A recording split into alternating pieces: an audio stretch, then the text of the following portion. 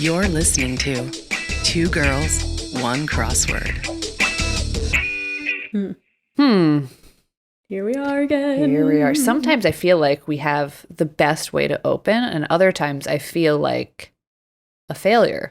I feel like, well, we also just spent the last 5 to 10 minutes chatting about stuff, and it's like sometimes I'm like, we should just not talk until we click record because we missed the good stuff. Not that I necessarily want to talk about what we were talking about as our opener. Mysterious. Ooh. Yeah. Yeah. Let's see. What's going on? I have no thoughts in my brain right now. It's just like a wind tunnel. I think the biggest piece of news that we can share with our listeners is the fact that we are not recording on a Thursday this week. It's Friday. Friday, baby. TJF. Yes. It just wasn't going to happen on a Thursday this week. No, but sometimes we do record on Fridays. Sometimes we do, yes. And I always feel... may not even know. I always feel horrible when I have to text you, especially if we don't plan in advance to record on Friday, because recording on a Friday, especially when it wasn't I don't know, it's like, do you have plans? I'm sorry, something came up. It's literally, I'm not going to have research by Thursday. And then if she says no, then I somehow have to whip it up, even though I can't. Or we do it Saturday morning. I feel like I don't mind though. I'm always like, okay, good. One more day, thank God. Buy me more time. You know when you have something to do, but you just keep pushing it off, and then you get a tiny extension? It really takes the pressure off. It really does. It actually... And it almost, I had a good time with doing my research this week because I didn't feel cramped. Not that I want to move to recording to Friday. I think Thursday's a perfect day, but sometimes I wake up on a Thursday and I'm like, oh my God, it's Thursday. This week passed by really quickly. It did. It really did. One of those weeks. One of those weeks. Can you believe the weather? Okay. That's what Chelsea and I talk about when it's just the two of us. Our secret conversations. Yeah. Small talk. Small talk, weather only. By the way, this is Two Girls, One Crossword, and that's Chelsea, and I'm Grace, and this is your favorite weekly Powdered Crosscast. We're back on schedule. We're releasing. We're doing all sorts of things. Excuse me. I'm sorry. Everything okay over there? Sorry, I have a little bit of a cough. That's it. That's all I'm going to say. Okay.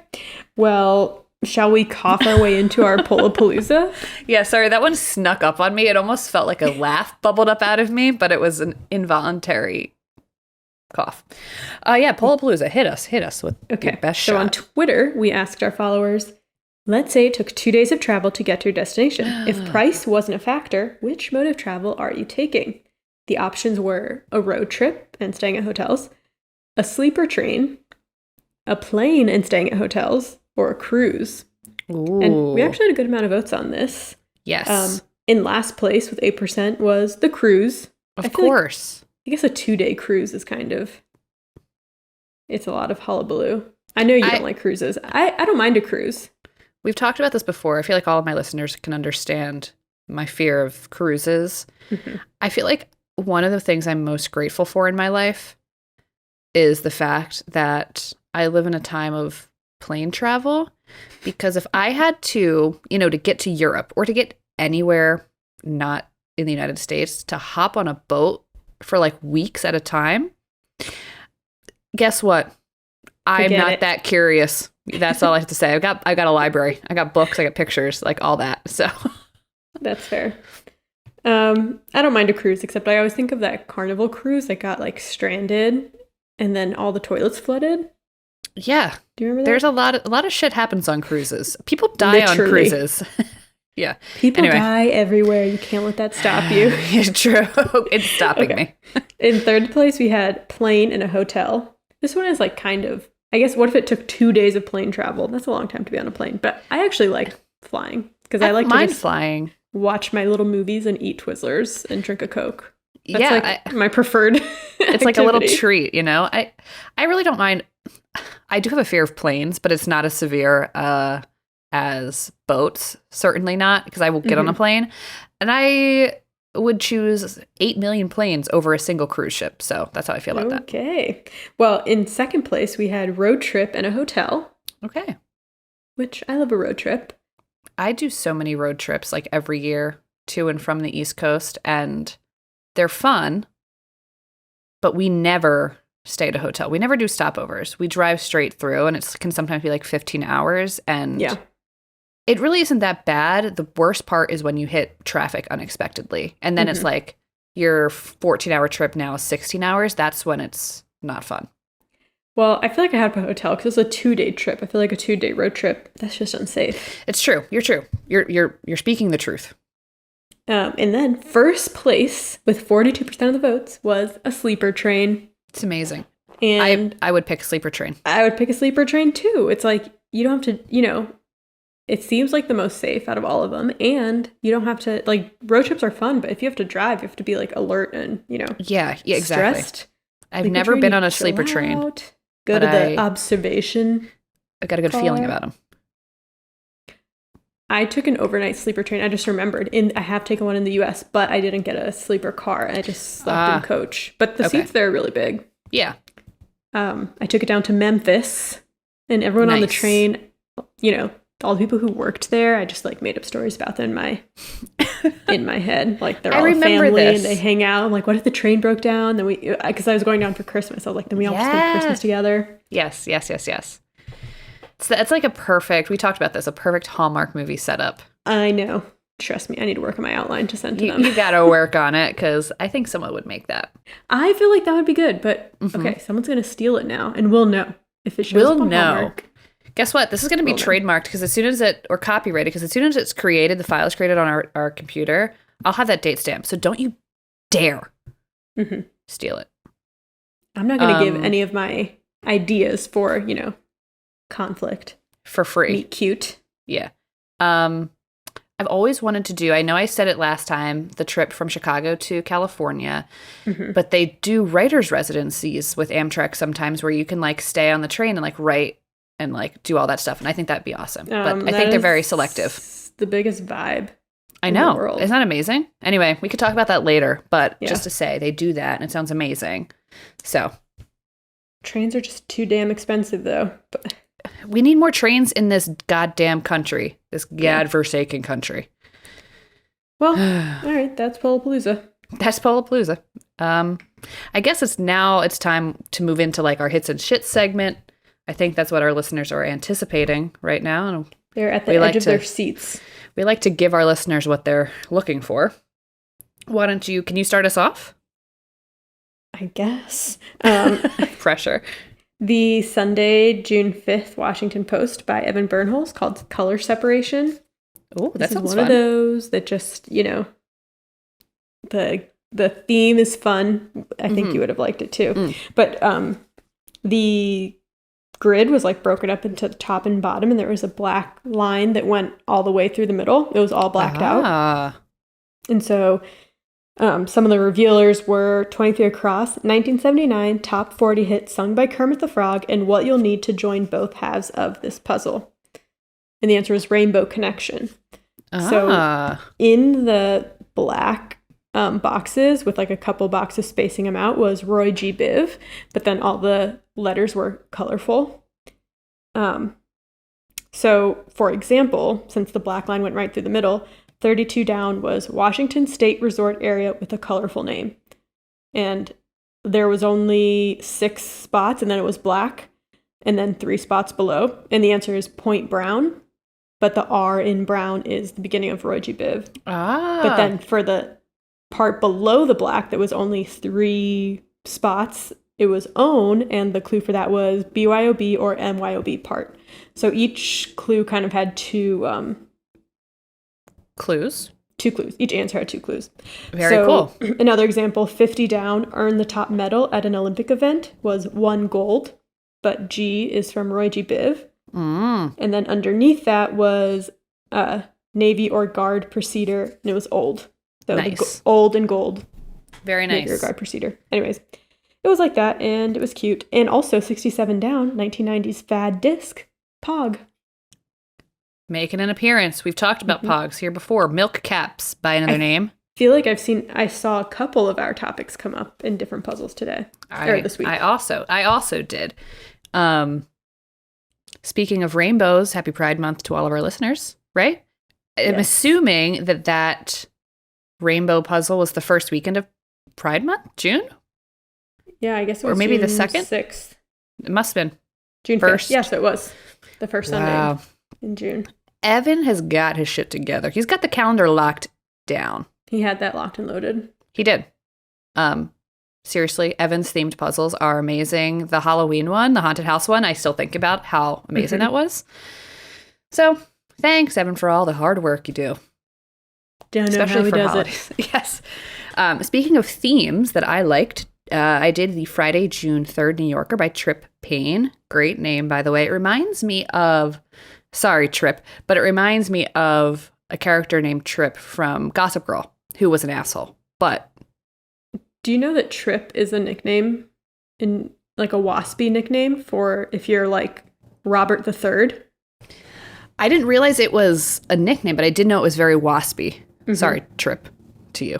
We're not trying to call you out for being waspy, but But your name is Trip, so I don't know. but your name is Trip. Sorry. Anyway, throwback to Gossip Girl and all that waspy goodness. The theme from Trip's puzzle was called Alternate Realities, and it was amazing. Essentially, it was about taking reality TV shows and kind of flipping their names and doing like fun, punny answers with their names. Let's see, 16 across, just to give you some idea of what he was doing here. Reality show about an ex-housewife's fishing tackle business, ? And the answer was Vanderpump Lures, Lures, instead of Vanderpump Rules. So rules, if you mix it around, spells lures, Lures, so about fishing, tackle business, which I thought was pretty clever. 25 across, reality show in which contestants have to pretend to sing whatever song comes up on their iPads, and the answer is lip sync tablets, because battle mixed around spells tablets. And then 44 across, reality show that rewards the most careless competitor. The answer was Project Unwary instead of Project Runway. And then 57 across, reality show about queens trying to look glamorous while working on a small farm, which, first of all, I would watch that. Second of all, the answer was RuPaul's Drag Acre, which I thought was pretty funny. But a small farm. It's only an acre. It is. I love that. It was fun. And I was like, wow, reality TV show, getting some representation in the New Yorker. Finally. Thank you. Yeah. And although I know the show Vanderpump Rules, but I don't know a single thing about it. It's interesting because I feel like so many people watch that show, but it's just not in my lexicon. I don't even know who Vanderpump is. Who is Vander and why are they pumping? Anyway, what else you got? I liked the June 9th USA Today crossword by Neville Fogarty, edited by Amanda Rafkin. Well, this is a throwback to the Hacky Sack episode, 29 across. Chin Lone is its national sport. Myanmar. Okay. 38. Oh, and that's like a foot. That's like a football. A foot game thing. Yes. Okay. 38 across. Abbott Elementary creator / star Brunson. And it's Quinta. And I love Abbott Elementary. And I love that she created it and started it. And she's so funny. So you've watched Abbott Elementary? I haven't seen it. Yes. You like it? I do. Very It's good. like, it's similar, kind of similar vibes to The Office, but I feel like more updated. I used to think like The Office was the funniest thing in the world, and now I don't always. I haven't watched it in forever, TBH, but. I mean, I think like something that's good about The Office, like the humor and the writing is really good. Unfortunately, it doesn't age well, like that type of dryness and like silliness, like, and kind of chaos is what I really like, but it just doesn't age well. And so you're sitting there like, okay. Yeah.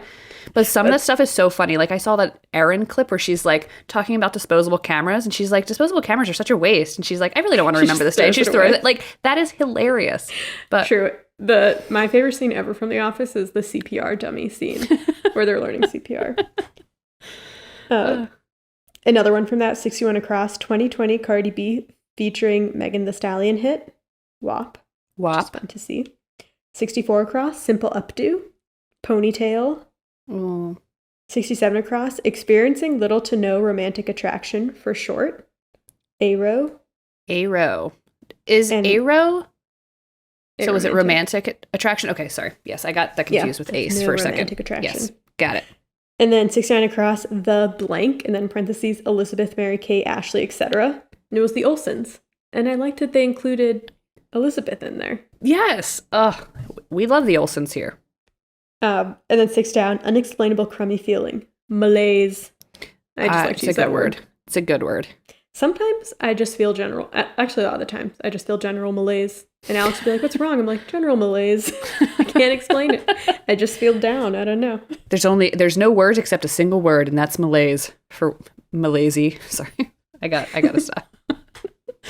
Malaise for lazy. Let's see. Friday, June 3rd, New York Times, Robin Weintraub. This is for all our French speakers out there. I feel like I learned something. But tell me if I'm learning something or if I'm just a fucking idiot. Okay, 21 across. It's down in France.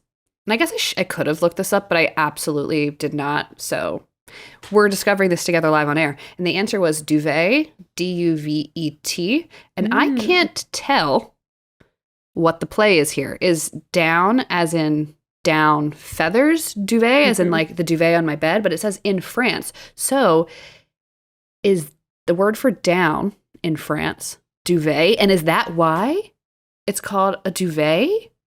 Sounds pretty French to me. So, anyway, I feel like I'm learning something here. There's no way for us to know, though. There's literally no way for us to know. So if you speak French, please hit me up. Also from that puzzle, 53 across, building with many wings. The answer was birdhouses. I love that. Cute. Because they are like little buildings for little birds. 30 down, reason some kids won't go to class. And the answer is field trips. I loved field trips as a kid. I feel like we've talked about field trips before. Best day of your life as a kid. Yes. I know I've said it already, but I'll say it again. My favorite place I've ever been on a field trip was the museum in Washington, D.C., and it closed in 2019 to my dismay. So if there's any entrepreneur out there looking to like revamp a museum, that's the one. I just don't understand why. I don't understand why it was losing money.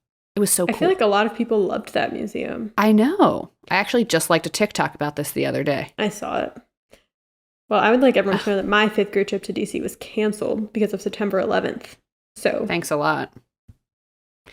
So instead, she got to see a Scooby-Doo play. Yeah. Hey, and we went to Bubblegum Shrimp, okay? True, okay. True. What else you got? Okay, this is just a quick one-off. I learned this from the Tuesday New York Times by Carly Shuna. 27 down, ocean beasts that lack bones, surprisingly. Is it sharks? I was like, what in the goddamn hell? I've seen a shark head.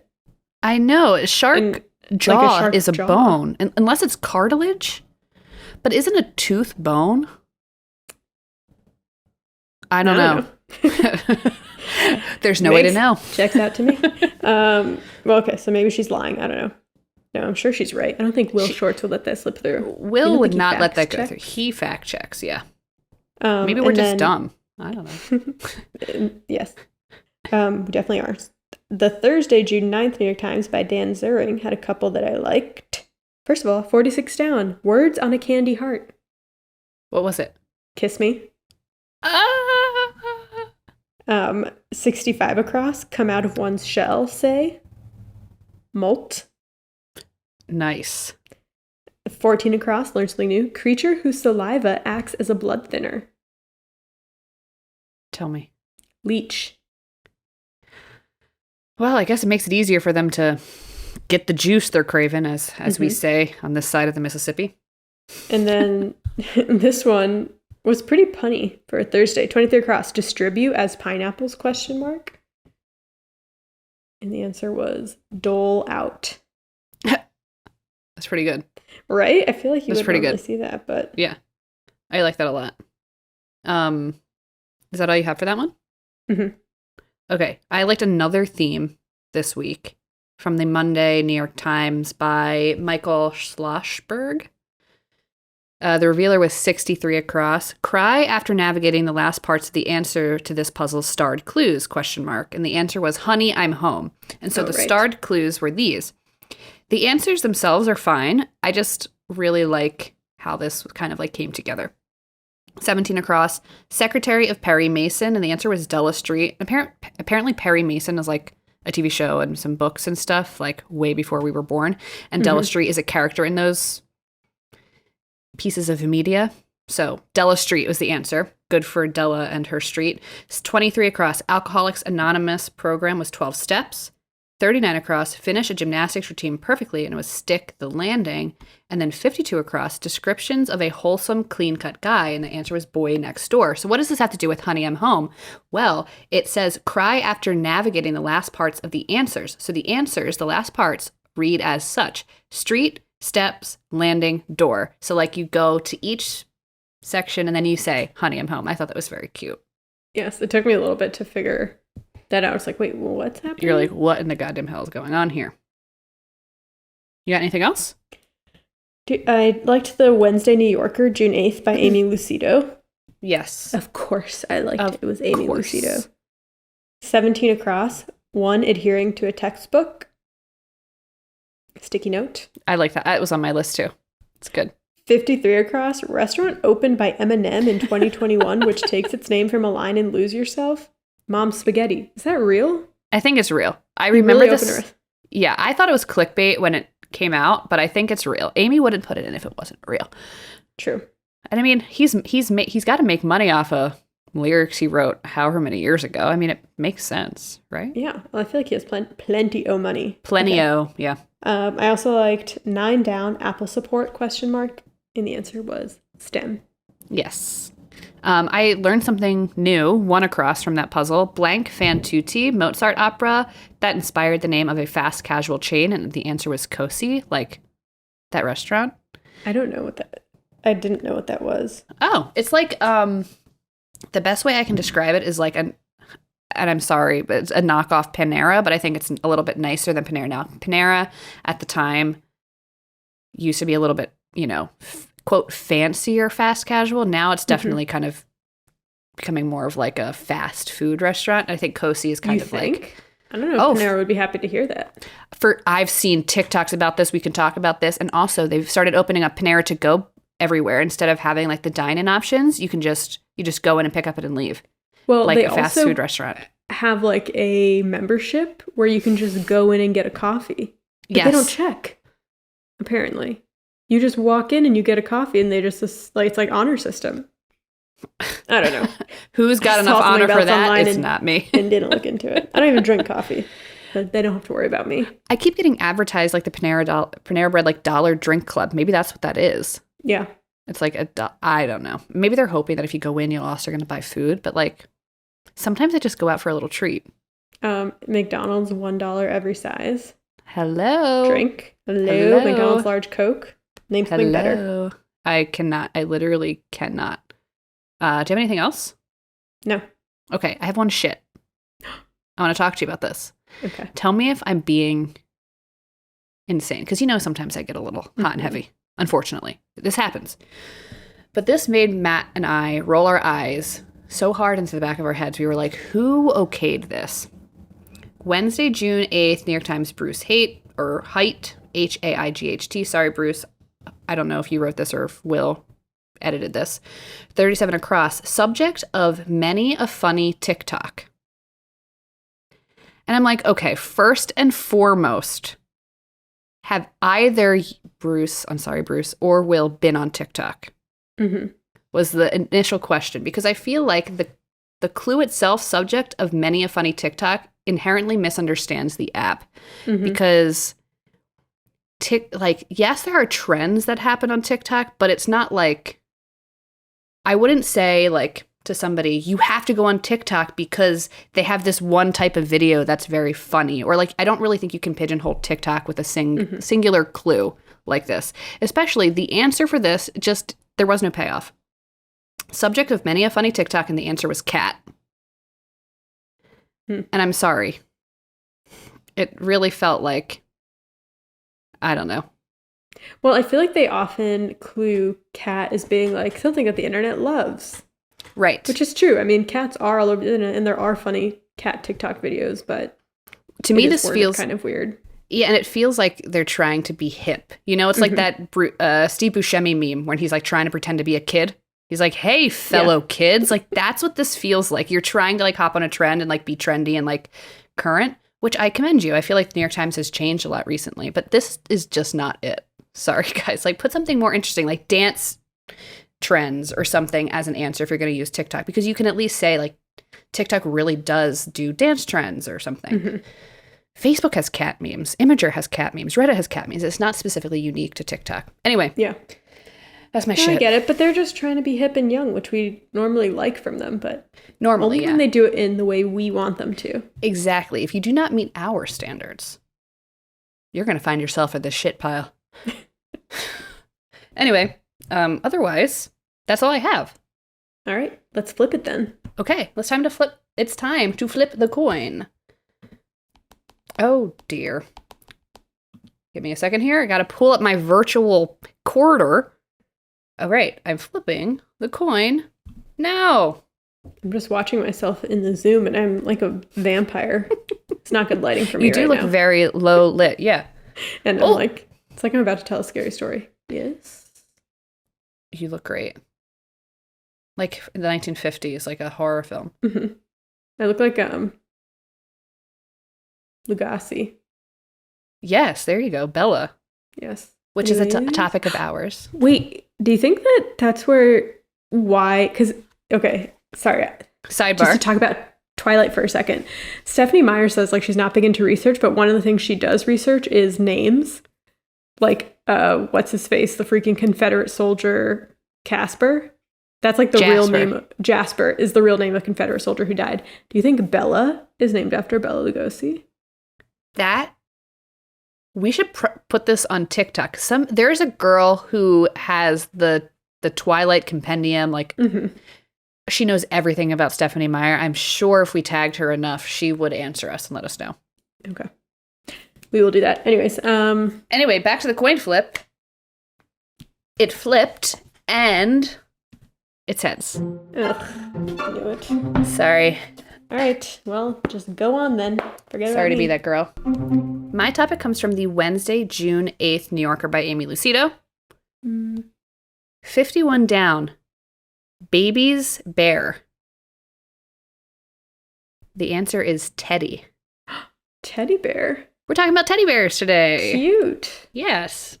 So I feel like most people, if not all people, know the origin story of the teddy bear. Do you? No. Okay. I guess I'm just not like most people. I don't think I know. You might. I feel like once I start it, you're going to be like, oh, I have heard that. And but let's get into like the nitty gritty, the details, because I feel like most people know like the very baseline story, but do they know the real, true story? Before hopping in, I do have a couple trigger warnings for animal violence and white supremacy. I'm going to keep it mild, but you know, it came up, and so I got to talk about it. Anyway, the story of the teddy bear. It starts in the fall of 1902. President Teddy Roosevelt, the 26th president of the United States, accepts a hunting invitation from Mississippi Governor Andrew Longino.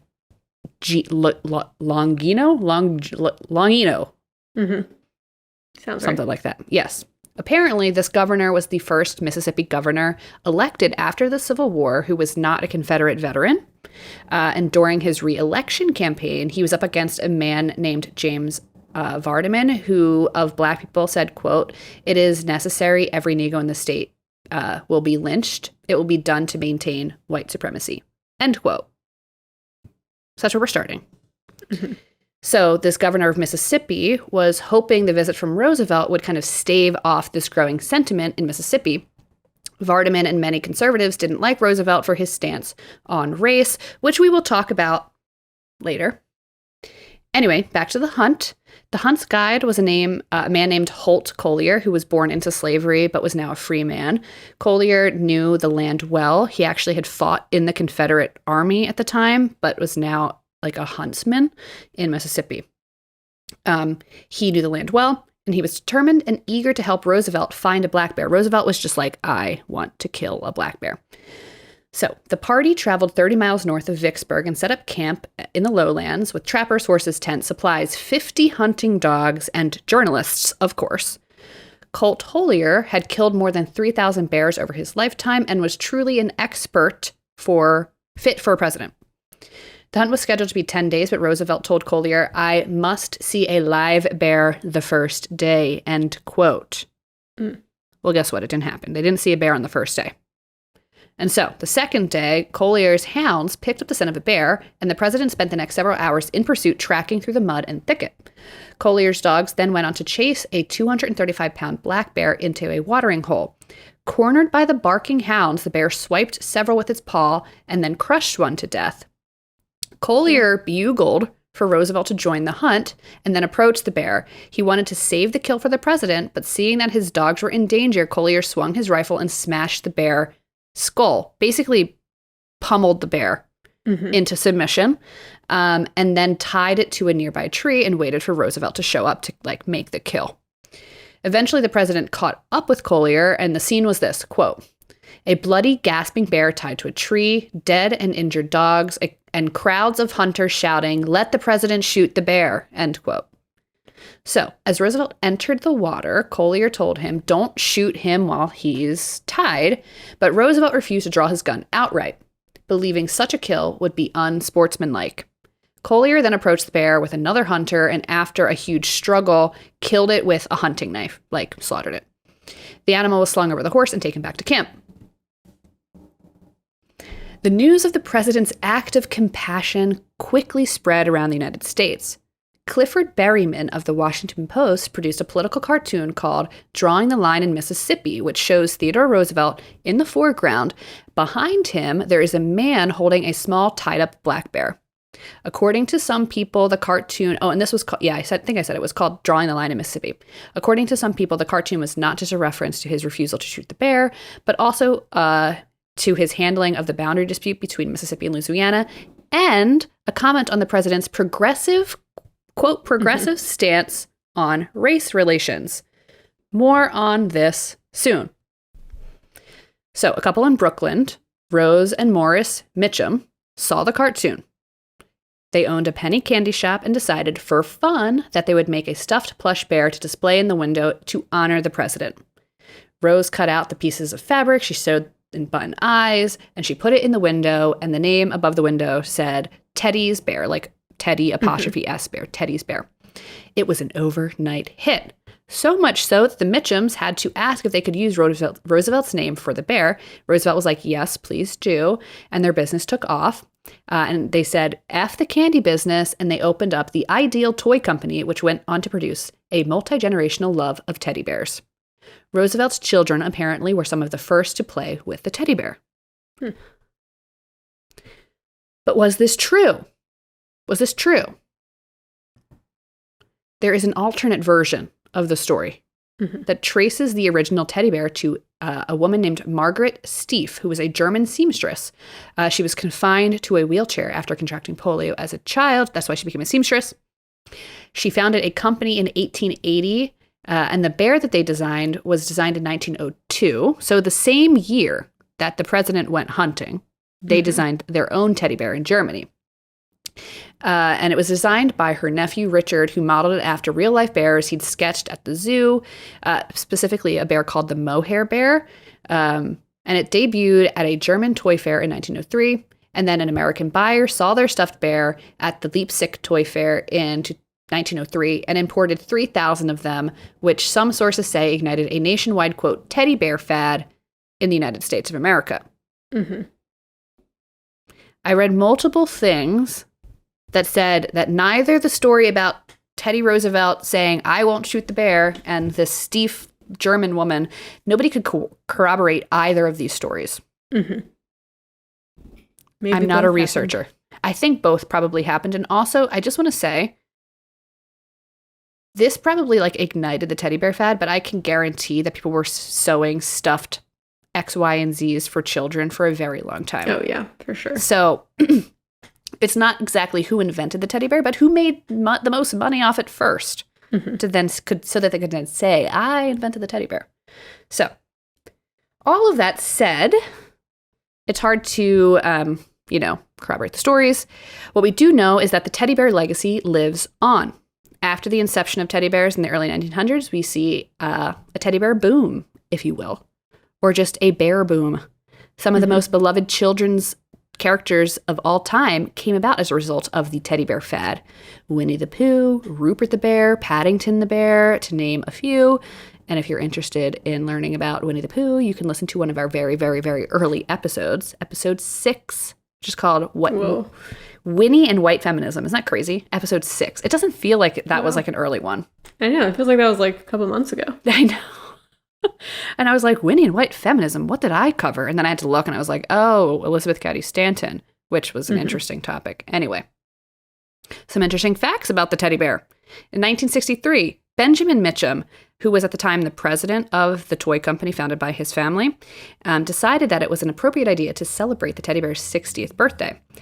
He contacted Mrs. Alice Roosevelt Longworth, Teddy Roosevelt's daughter, to offer her one of the original teddy bears if she would pose with it. Mrs. Longworth reportedly said, quote, "I don't want it." And then the pitch man said, "For goodness sakes, why not?" And she said, "What does a 79-year-old doll want with a 60-year-old bear?" End quote. So she was basically like, not interested. So then Mitchum contacted Mr. Kermit Roosevelt, which, what a name. I thought Kermit was only the name for a frog. No, it used to be like a real common name. I kind of like Kermit. It's cute, but do you think it's ruined now? I think it's ruined now. Yeah, sadly. I don't hate it, but it's just startling to see out of If your name was Kermit and you had a high-pitched voice, then that's a recipe for disaster, I think. It's over for you. Yeah. Yeah. Woof. Anyway, so Mr. Kermit Roosevelt was a grandson of Theodore. Mitchum asked him and was like, hey, if I give this to you to take a picture with your kids, like, after you take this picture, I'm donating it to the Smithsonian, so you need to, like, donate it for me on my behalf. And Kermit was like, bet, I got you. But then, after the photo was taken, the kids were like, no, we're not giving it away, and they hid it. And so Kermit had to write to Mitchum and was like, yo, sorry, like, my kids really like the bear. I can't find it. Blah.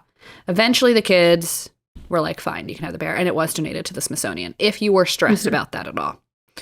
Thank God. Thank God. Also, apparently, Teddy Roosevelt intensely disliked being called Teddy, despite the widespread usage of that name for him in the press and everything. I just thought that was interesting, the fact that, like, this whole thing came about because of Teddy Roosevelt, and he just hated the name anyway.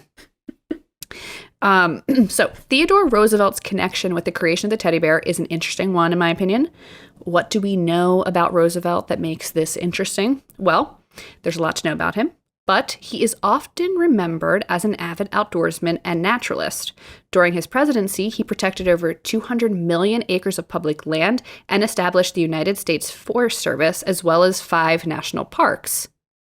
According to Gary Gersel, a professor of American history at the University of Cambridge, Roosevelt's, quote, legacy was in constructing a modern liberalism that would come to full fruition in the presidency of his cousin, Franklin D. Roosevelt. The idea that one could not allow private wealth to accumulate without regulation, that the government had a role to play in regulating the economy, that it had a role to play in evening the playing field between the rich and the poor, end quote. He was... And then continuing on that same thought, this is another quote. He was a great believer that America's greatness lay in its wilderness, and he became determined to protect that wilderness for all generations to come after him. Theodore Roosevelt is recognized for his conservation initiatives and also laying the groundwork for making FDR's New Deal, which was a series of programs, public work projects, financial reforms, and regulations, a viable solution for America during the Depression. So he's often, memorialized in this way as like, even though he was technically a Republican and had some conservative beliefs, he had some socialist things going on in his background as well. And that's how people like to remember him by. But it's a lot more complicated than that. Okay? Roosevelt, as well as most of the men we talk about on this podcast, was a man of his time. Do not forget it.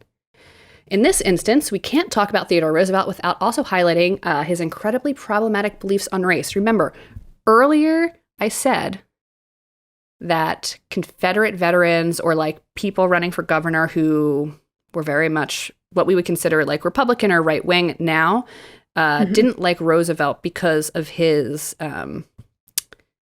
what did I say? His progressive beliefs surrounding On race. race relations? Yes. Which is interesting because what I'm about to tell you is essentially eugenics. So if that was progressive, then god damn. Okay, long story short, Roosevelt was a racist. We mentioned the governor earlier, and the governor of Mississippi believed that Roosevelt would help stave off the growing sentiments that all Black people should be exterminated, which is horrible, within the state. This was because Roosevelt was firmly anti-slavery, but perhaps not for the reasons that you are thinking. Quote, this is from Gary Gersel, the professor at Cambridge.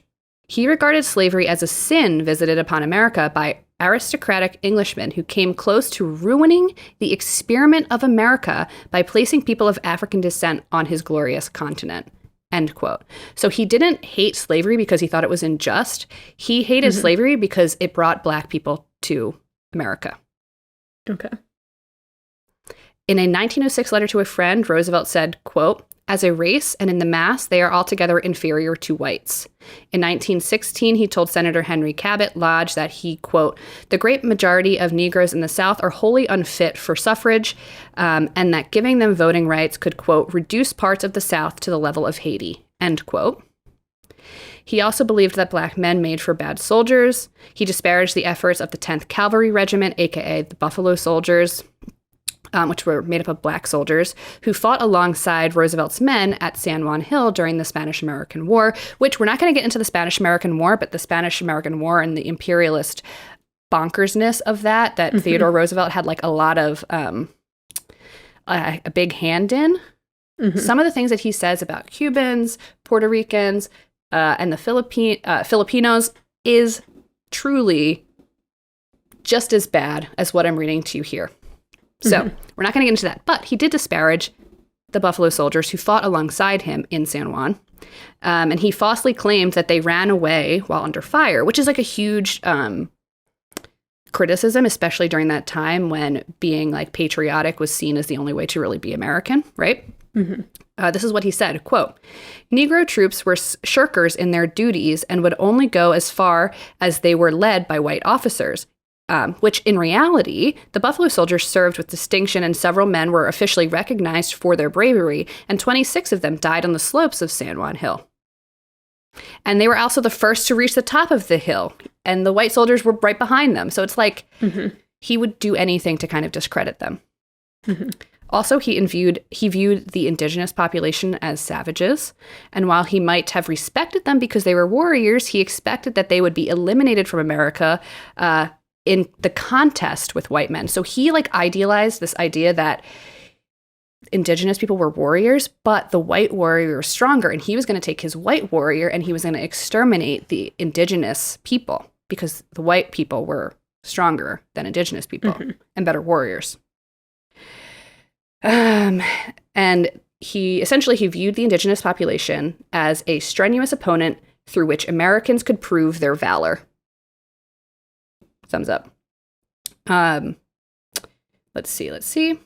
Of the indigenous Americans, he said, quote, I don't go as far as to think that the only good Indian is the dead Indian, but I believe 9 out of 10 are, and I shouldn't like to inquire too closely in the case of the 10th.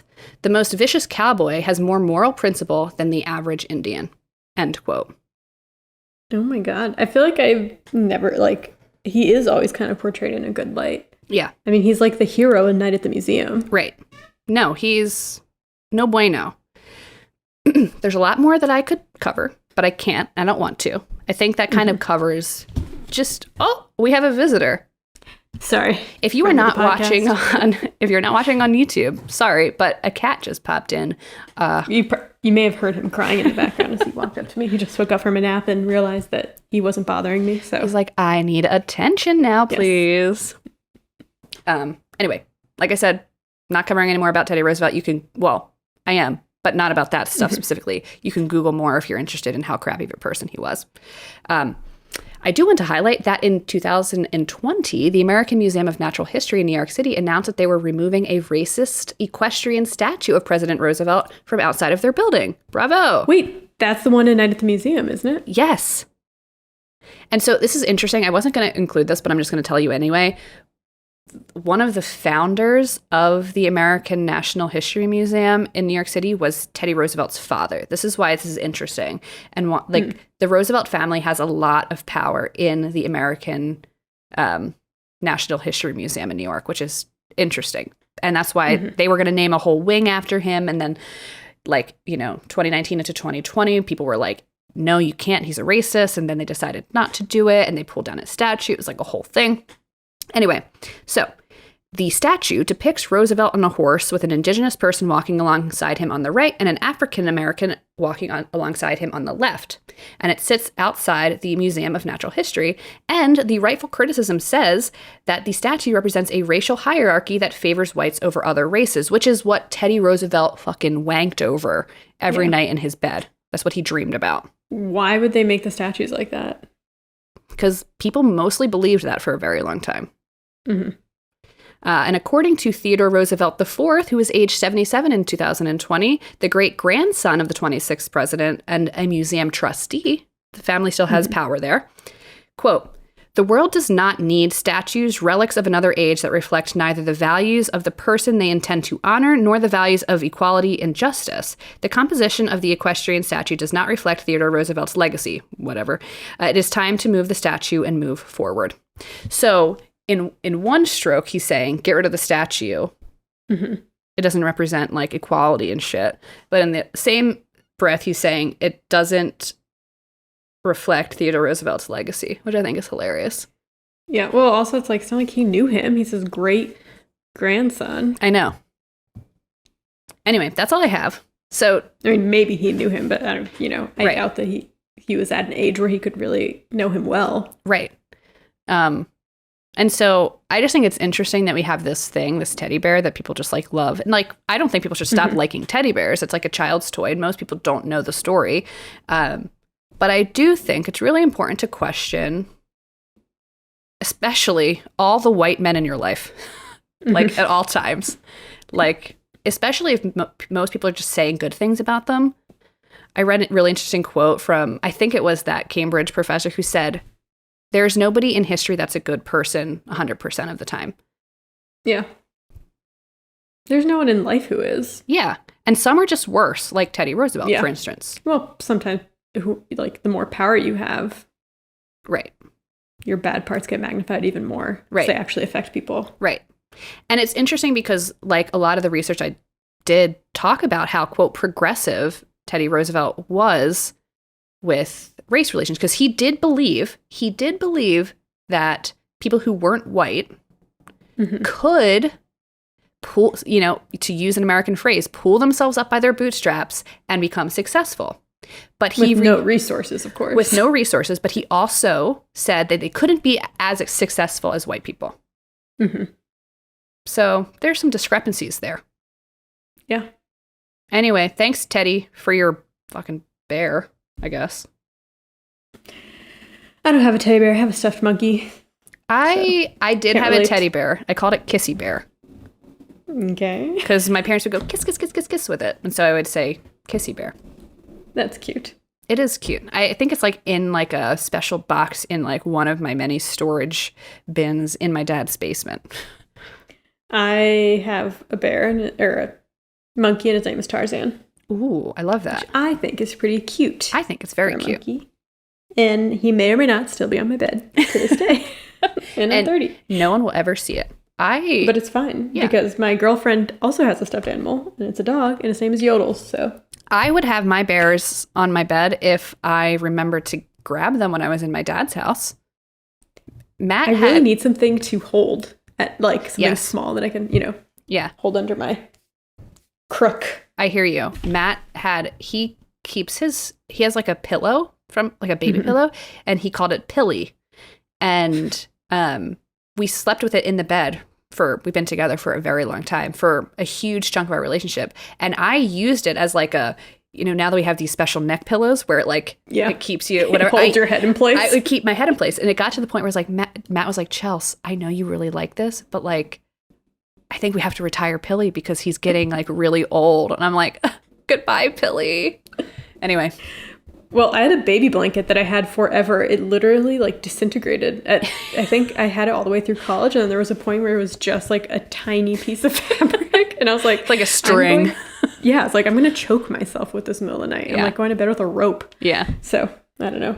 I think it's somewhere at my parents' house, but If our listeners have their childhood animal still, please write to us and let us know which ones you have. If it's a teddy bear, Yes, if it's a pillow, and its name. We must know.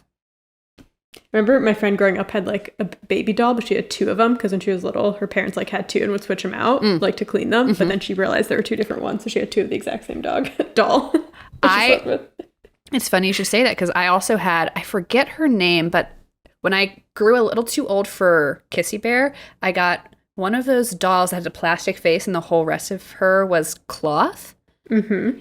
And I loved her. And eventually, like, her body was just... Gave out. Like, the fluff in the body was gone. It was just, like, the cloth of the outfit she was wearing. So, you know, like a spaghetti. And my parents were like, oh, no, we're going to put her through the wash and we'll fix her. And they hand me a new one and she's all fluffy and filled. And I was like, if you think I'm that stupid... If you think for a second, I was like, give her back to me. I want her back. So. Well, I feel like maybe this is just my niece and nephew. Kids these days have too many stuffed animals. They have no loyalty to any of them. I know. You know, I like ran my stuffed animals to the ground. They were working overtime for us. When I was really little, I slept with like 10 in my bed. And they all would be lined up in exact same order every night. And you know what? I turned out perfectly fine. You're totally normal. You're totally normal. Not a sign of anything. All right. Speaking of white men in history, my topic comes from the Tuesday, June 7th New York Times by Carly Shuna. 20 across, nevermore speaker in poetry. Raven. I'm talking about Edgar Allan Poe. Edgar Allan Poe. He's got some problematic things in his past, too. He does. I'm actually not talking too much about his problematic things, which maybe I'm part of the problem. I should have, but no, it's fine. I mean, we had enough problematic. We had one trigger warning for today. We don't need another. I'm mostly going to focus on, you know, he obviously was like a mystery and horror writer. So I'm just talking about his life, but his death was kind of mysterious. So before you start, when I was in 8th grade, my English unit, I was in the honors program in 8th grade. And the English, I know, like I've been in honors my entire life. Turns out it's just ADHD. Anyway, so the guy, our teacher, was obsessed with Poe. So our entire unit, we did Edgar Allan Poe and then Moby Dick, which is not Edgar Allan Poe. So those are the only things we read. I have read so much Edgar Allan Poe. We went to the Edgar Allan Poe house in Philadelphia. We did the whole thing. I know so much about this goddamn poet, but it's been, what, 15 years? At least 15 years since I've interacted with any Poe. So, well, this will jog your memory right up. Let's do it. And I want to remind everyone that the Baltimore Ravens are named after Edgar Allan Poe. There you go. Because he spent a lot of time in Baltimore, which is so funny to me. I don't know why. Like, do a lot of people know that? Is that a known thing in Baltimore? I feel like probably in Baltimore it is, but you're from Miami, so maybe it feels weird to you because of that.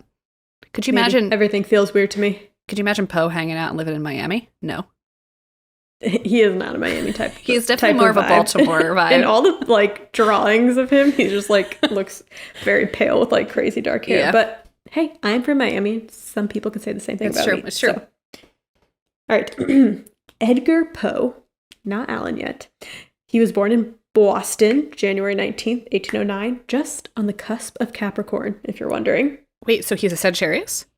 Capricorn. Oh, okay. But, he like, just turned. Okay. The cutoff is the 19th, and he was born on the 19th. Got it. His parents were David and Eliza, and they were traveling actors.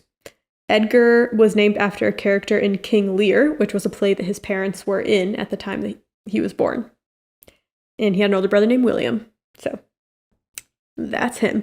Poe's father ended up abandoning the family shortly after he was born. Some say it was because he was an alcoholic, had money issues, and others say it was because he resented his wife, Eliza, for having a more successful acting career. especially since the dad like went against his family's wishes by marrying this actress and then becoming an actor, because his family was like all military. Like growing up, he had to call his dad general and stuff. They were very strict. Damn. So he left to become an actor, wasn't that successful, and then abandoned his family, as you do. It sounds like a inferiority complex. Mm-hmm. And then when Poe was 3, his mom died of pulmonary tuberculosis. And he was separated from his brother William and took in by a wealthy family in Richmond, Virginia. And that family's last name was Allen, hence why he became Edgar Allan Poe. Okay. His foster dad, John Allen, was not very nice to Poe.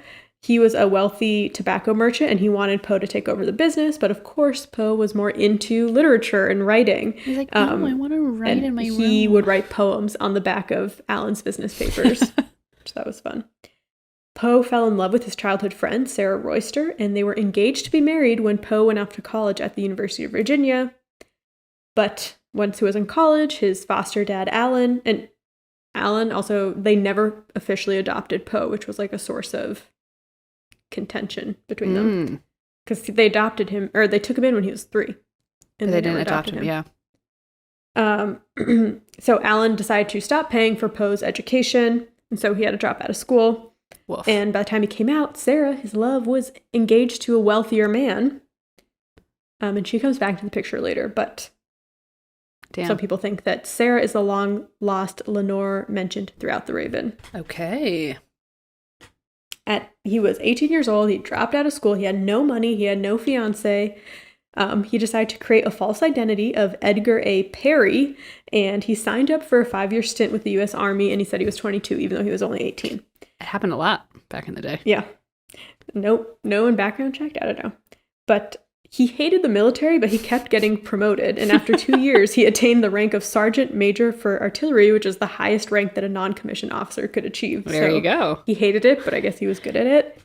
But after 2 years, he was like, no, I want out. So he told his commanding officer, like, that he had lied about who he was and his age. And the commanding officer was like, yeah, okay, we'll discharge you, but first you have to reconcile with your foster dad, Alan. And this comes up a lot, and I don't know why things were like this back Why were then, people trying to meddle in people's family business? Well, Poe started writing Alan all these letters to try to reconcile, and Alan ignored him. So he was still in the army, but then, sadly, the foster mom, who was actually nice to Poe, she died, and Alan didn't tell Poe in time for him to even come to her funeral. Right. But after she died, I guess he had a change of heart, and he, decided to let Poe leave the army. I don't know why he had to let him, because he was over 18, but right. He let Poe leave the army as long as he enrolled at West Point, the U.S. military school. Okay.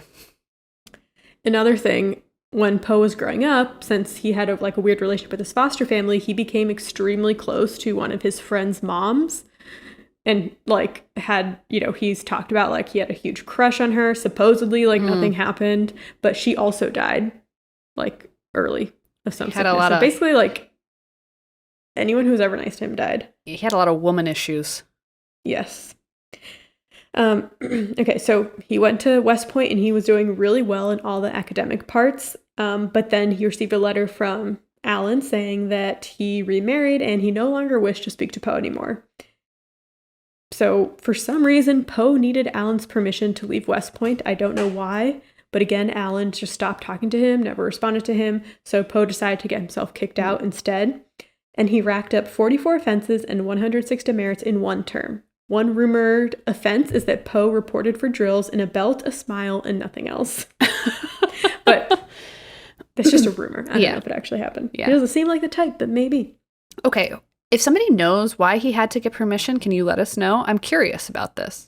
And I read a bunch of different articles, and they all said the same thing.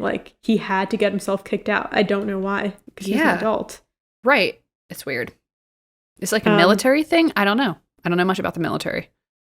Especially back then. Yeah. Who knows? Not me. So he finally got kicked out. He moved to Baltimore. But before he left, he was able to convince 131 cadets to give him $1.25 each to help him publish his new book of poems. And he released it the month he left. It's just called Poems. And it's dedicated to his fellow cadets. So if you ever come across that. That's book. interesting. That's cool. Yes.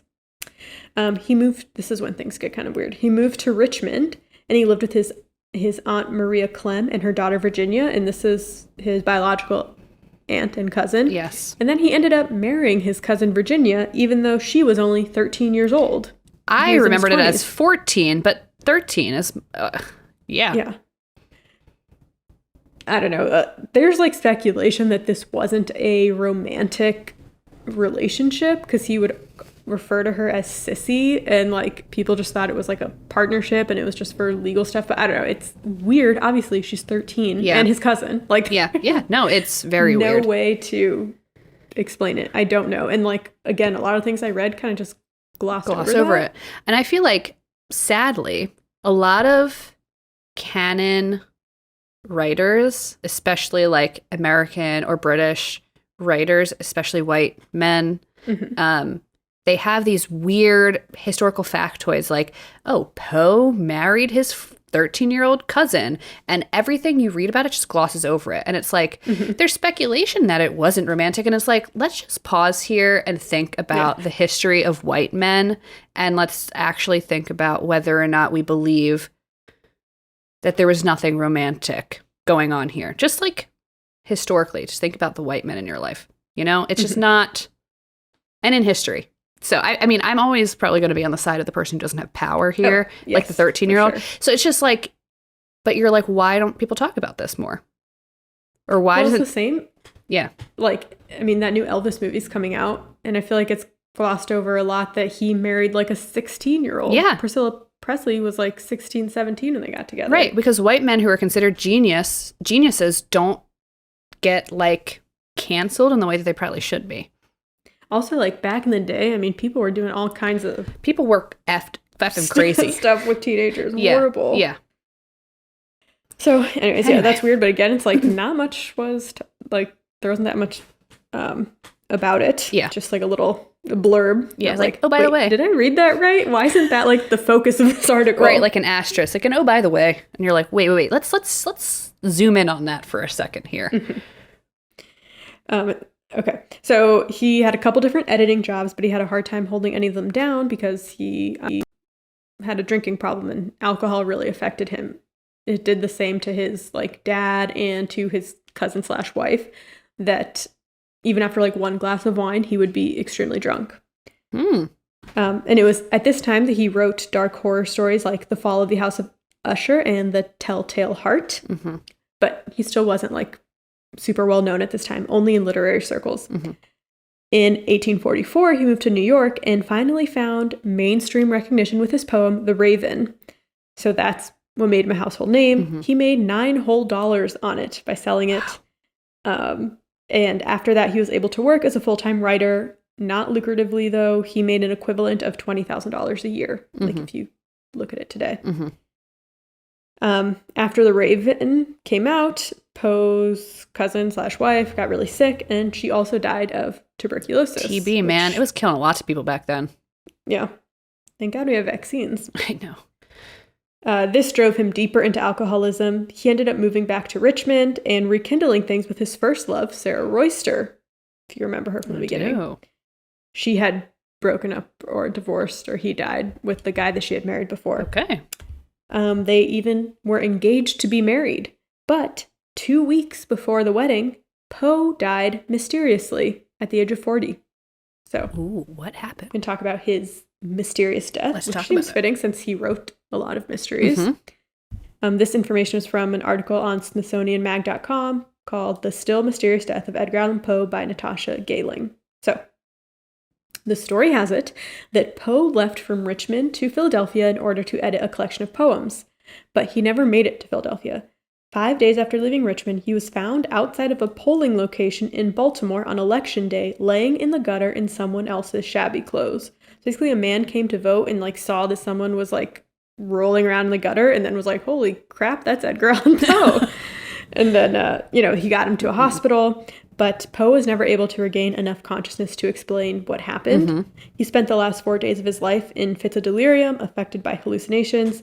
And the day before his death, he called out for Reynolds, a figure who till this day remains a mystery. So, of course, he wasn't in the right state of mind, so it may mean nothing. Right. But that is a mystery. Ooh. The official cause of death is brain swelling, but there are different theories on, what exactly happened. So one theory is that he ran into old friends from West Point, got really drunk, started wandering the streets, and got robbed and beat up. Mm-hmm.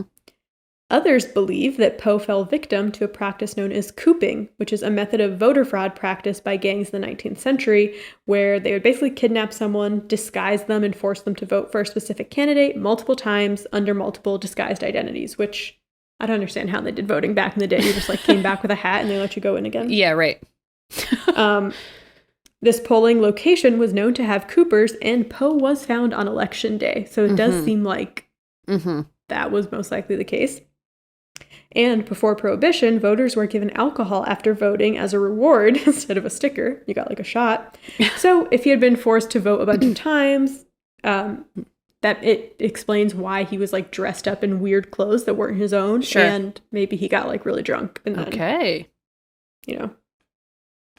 So a lot of people, especially at that time, because he had a bad reputation of being an alcoholic, thought that alcohol led to his death. It was known that he struggled with drinking and he couldn't hold his liquor very well. But a couple months before his death, after a horrible drinking bout, Poe became a vocal member of the temperance movement and gave up alcohol. A lot of people speculated he had fallen back into drinking, but that doesn't explain the clothes or the 5-day disappearance. What's more is that modern science tested his hair and found low levels of lead, which is an indication that he hadn't been drinking. So, another mystery. When Poe died, he was buried in an unmarked grave in Baltimore, but 20 years later, his remains were exhumed. He had mostly decayed, but there was a mass rolling around in his skull. Some people are like, it's his brain, it shrunk, but that's not true because your brain is one of the first things to disintegrate when you die. Some scientists believe that this was a brain tumor, and if he had a brain lesion, that could also explain his horrible reaction to alcohol. So, could be that. Okay. A less sinister theory is that Poe had the flu. He already wasn't feeling well when he left to Philly. His fiance and doctor told him not to travel, but he did so anyways, and it was raining in Baltimore when Poe was there, so it might have turned the flu into pneumonia. The last theory I'm going to talk about is mentioned in the 2000 book Midnight Dreary, The Mysterious Death of Edgar Allan Poe by John Evangelist Walsh. Walsh poses that Poe was murdered by the brothers of his wealthy fiancée, Sarah. So Sarah's family never wanted her to marry Poe because even though his dad was wealthy, they didn't see Poe as being wealthy and, didn't think he was worth marrying. Well, he wasn't officially adopted, right? So. Yeah, exactly. So then she ended up, because he did it after when his dad did die, Poe didn't get anything. So anyways, the family didn't like him. So now they were engaged again. Walsh argues that Poe made it to Philadelphia, where he was ambushed by Sarah's 3 brothers who warned Poe against marrying their sister. And Poe got so scared by this that he disguised himself in new clothes, and he was hiding in Philadelphia for a week before heading back to Richmond. But her brothers intercepted Poe in Baltimore, beat him up, and forced him to drink whiskey, which they knew would send Poe into a deathly sickness. But most Poe historians don't think that this is true. It is interesting to think about. It is. But at the end of the day, we don't know. It's a mystery. It's a mystery. Much like Poe's works. Yes. I had heard or thought that it was rabies. Okay, that was one of the things I saw, but that has been debunked. Oh, okay. Again, because it was 15 years ago when I was studying Poe. Some people think he had rabies, but he was showing no signs of hydrophobia because he was drinking a lot of water before he died, and they couldn't find any bites on him either. Well, that clears it up. Yeah. The pneumonia could potentially feels like a good guess. What was the other one? Oh, the cooping. I feel like it's weird that he was outside of a polling center. It is weird. On election day. Yeah. No, he was already feeling sick before he left. Who knows how they traveled around back then? Oh, yeah. He was walking? I don't know. Also, if he had if he had a brain tumor, he could have been a bunch of different things, a perfect storm type situation. Maybe he did maybe he was cooped or whatever they're called a couple times, and then that just really set the brain tumor to be yo, we're not going to make it this time. I don't know. Yeah. Well, I mean, the weird part is that he was wearing different clothes. I feel like that adds, if it was the flu, why did he change clothes? Right. And what happened to his old clothes? Where'd he get those clothes from? Where? We got to get the Ouija it's not board out. It's not like these days where you can just go to any old thrift shop. I know. And I feel like, this man probably owned like 2 pair of pants and a single shirt. And so his fiance probably knew what he had and was like, he would literally never be caught dead in that. And that's how they knew. Yeah. Well, can't believe he was 40 when he died, though. It's so young. It is so young. And to think how much he wrote is actually quite astounding. He did a lot of writing. Yeah. But he never really, I feel like it was one of those things where it became bigger after he died. I mean, he never got that much from it. Right. Well, at least he was able to write. Like, a lot of writers aren't even allowed to, or even able to live as a writer. You know, he was able to make some sort of salary. Well, one of the things I read was like, he basically came on the scene at one of the worst times because there weren't like trademark and copyright laws. So people were publishing his stuff, like parroting it, publishing it for free. And then people were just publishing like UK writers in US newspapers. So, you know, as like this American writer, he just didn't have that much of a chance. But now he's considered like one of the great, you know. The great American writers, part of the literary canon of the US. Yeah. Mm-hmm. And he married his 13-year-old cousin. Let's not forget that. Lest we forget. Virgin. I think you said she died of TB as well, sadly. Yes. My God, everybody. Everyone. Do you now want to get a common cold at that time? No. You want to get your vaccines, folks. I was born in the wrong decade. God. Yeah, no, I definitely was not. No, I wasn't. I need to be here now. I know. I've already said it. I said it before. We were talking about the boat thing. I'm not trying to get TB. I'm not trying to do a 10-week boat trip. Like, I'm fine here now. I also don't think I could do hard contact lenses. Do you know that contact lenses used to be hard? Yes. Also, did they have contact lenses in like the 1800s? No. But I'm saying like even like I need to go to the part where we've already invented soft. That's like as far back as I can go. Like soft contact lens. That's pushing it. That's pushing it, folks. Yeah. I mean, that's like not ideal, but yeah, those are the milestones. Those are the milestones that we base our life off of. When boat travel became essentially obsolete, when contact lenses became soft, and when the tuberculosis is there a vaccine for TB? I don't even know what I'm talking about. And when there's a vaccine for tuberculosis. Yes, there is. Okay. And you've probably gotten it. God bless America. I think, pretty sure TB was a mandatory vaccine, so it's basically been eradicated in the U.S. And that's how it works. Funny how that works. Funny, interesting. Interesting facts when you think about science. Cool. What a podcast. What an episode. What an episode. Well, send us your favorite Edgar Allan Poe story. I really like Murder on the Rue Morgue. I think that one's a fun one because all his other stuff really scared the crap out of me. Murder on the Rue Morgue has like a funness to it. Has like and I know there's going to be some Poe lovers out there that are like, you know, Murder on the Rue Morgue came before Sherlock Holmes. It's like, yes, I know that, but it has like a Sherlock Holmes vibe to it, like a little fun, like a little jaunt through the streets to find an orangutan type thing. Whereas like, let us have our fun, okay? Yeah. There's like Telltale Heart and like all that other stuff. It scared the living Jesus out of me. So send us your favorite Poe story. And I feel like I need to reread some Poe. You would probably have so much fun reading Poe. Yeah. Yeah. We'll see. We'll see. I'm reading a scary book now, and it's like I'm reading it at night, and then I have to like read something else. You're insane. I fall asleep right after it. So it's like I'm reading to fall asleep, but now it's like I'm doubling up here. Now you got to reread. You know? Yeah. No, I swear. Got to read something light. You got to do it. You got to. All right. So favorite Edgar Allan Poe story and the name of your teddy bear growing up as a kid or yes, whatever. And what type of animal or whatever plush thing it was. Yes.